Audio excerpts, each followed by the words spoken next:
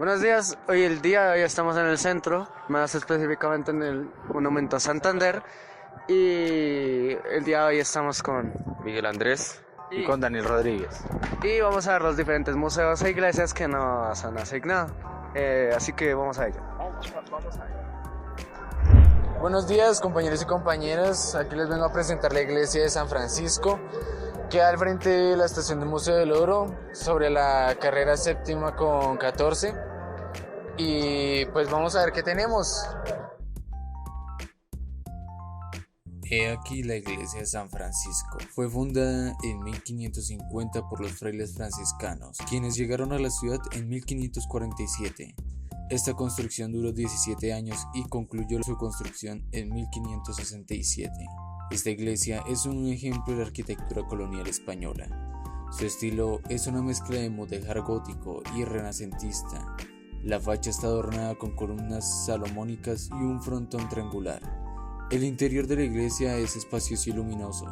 El techo está decorado con una artesa mudéjar, que es una de las mejores de la Nueva Granada. Tiene una longitud de 50 metros, un ancho de 20 metros y una altura de 25 metros. El campanario de la iglesia tiene una altura de 40 metros. La iglesia tiene una capacidad de 2.000 personas. La iglesia ha sido restaurada varias veces a lo largo de su historia. La última vez fue en 1988. En ella se celebraron las primeras misas en Bogotá. Y también fue un lugar de entierro de muchos personajes importantes de la historia colombiana. La inspiración para la construcción de la iglesia de San Francisco de Asís en la ciudad de Sevilla, España. Los frailes franciscanos quisieron replicar la belleza de la espiritualidad de la iglesia de un nuevo hogar en Bogotá. Buenos días, el día de hoy estamos en la carrera séptima con 16 y estamos al frente de la iglesia Veracruz. Y vamos a ver qué es lo que tiene.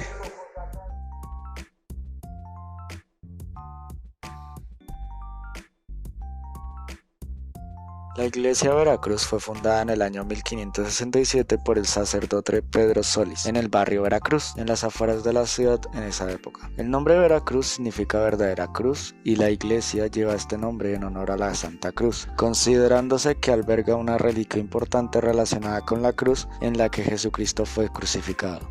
La arquitectura original del templo presenta elementos renacentistas típicos de la época colonial, aunque a lo largo de los años ha experimentado varias restauraciones y modificaciones para mantener su estructura en buen estado. En su interior, su estructura incluye una nave central espaciosa y capillas laterales decoradas con arte sacro, como pinturas, esculturas y retablos dorados. La iglesia de Veracruz, como muchas iglesias coloniales, presenta bóvedas altas que añaden una sensación de elevación y espiritualidad en su interior. La iglesia suele albergar estructuras religiosas talladas en madera o mármol representando los santos, ángeles y figuras bíblicas.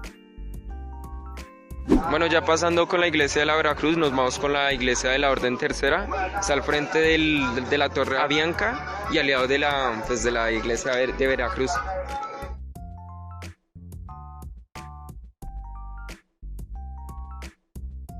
La iglesia se construyó entre 1761 y 1780, siguiendo los planos elaborados por Isidro Díaz de Acuña y Esteban Lozano. El conjunto estaba originalmente compuesto por la iglesia y por un claustro, que fue demolido en 1890. Esta iglesia es de relevancia arquitectónica y turística, por su bóveda y cielo raso tallado en madera con formas geométricas realizados por el maestro Pedro Caballero. Con este estilo decorativo se conoció el rococó en la capital y se engalonó el templo al ser decorado los retablos, las galerías, confesionarios, marcos, cuadros y púlpito.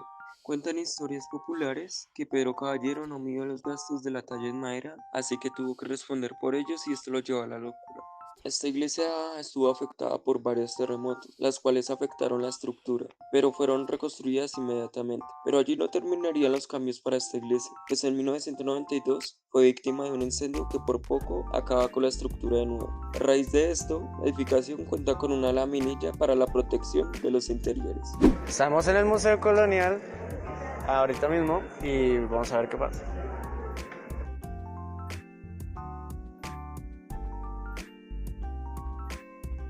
El Museo Colonial, fundado en 1942 en la Casa de Aduana del siglo XVII, alberga una valiosa colección de arte sacro, mobiliario colonial, objetos cotidianos y exhibe la arquitectura colonial de Colombia. Ofrece una inmersión en la rica herencia colonial del país, brindando a los visitantes una visión fascinante de la vida y la cultura de la época. Además de su valiosa colección permanente, enriquece su oferta cultural con exposiciones temporales que exploran temas relacionados con la historia colonial de Colombia. Estas exposiciones temporales suelen ser vitrinas temáticas que se renuevan periódicamente, lo que brindan a los visitantes la oportunidad de profundizar en aspectos específicos de la historia colonial del país. Estas exposiciones pueden abordar una amplia gama de temas, como la influencia de las iglesias en la vida cotidiana, la interacción entre las diferentes culturas presentes en la colonia, la economía colonial y el comercio, las exposiciones artísticas y la evolución de la arquitectura colonial.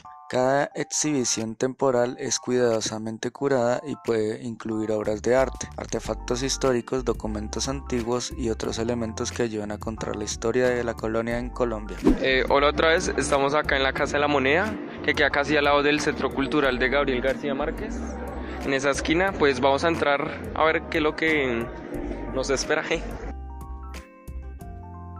La Casa de la Moneda de Colombia fue fundada por el ingeniero militar español Alonso Turrillo de Yebra en el siglo XVII, específicamente en 1621. Durante la época colonial, esta institución desempeñó un papel crucial en la creación de monedas, no solo para Colombia, sino también para otras regiones de América Latina que formaban parte del Virreinato del Perú y luego el Virreinato de la Nueva Granada. En 1975, la Casa de la Moneda de Colombia fue declarada Monumento Nacional debido a su importancia histórica y arquitectónica.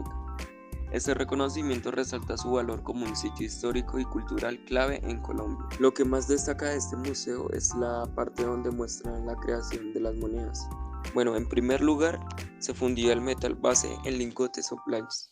Estos lingotes se enfriaban y se cortaban en pequeños discos o planchas de metal con el grosor adecuado para la moneda que se iba a crear. Después se creaban dos troqueles, que son para el diseño de la moneda. Esos troqueles eran tallados a mano por artesanos expertos y representaban imágenes y leyendas. Después se colocaban las planchas de metal entre los dos troqueles. Luego un martillo se utilizaba para aplicar una gran fuerza y golpear los troqueles sobre la plancha de metal. Eso hacía que el diseño y las inscripciones se grabaran en la moneda. Después se recortaban para darles una forma uniforme y se ajustaban para eliminar cualquier exceso de metal o imperfección. Finalmente, las monedas se marcaban con la marca de la ceca que identificaban el lugar donde se habían acuñado. Eso ayudaba a establecer la autenticidad y el valor de la moneda. Hola chicos, ¿cómo están?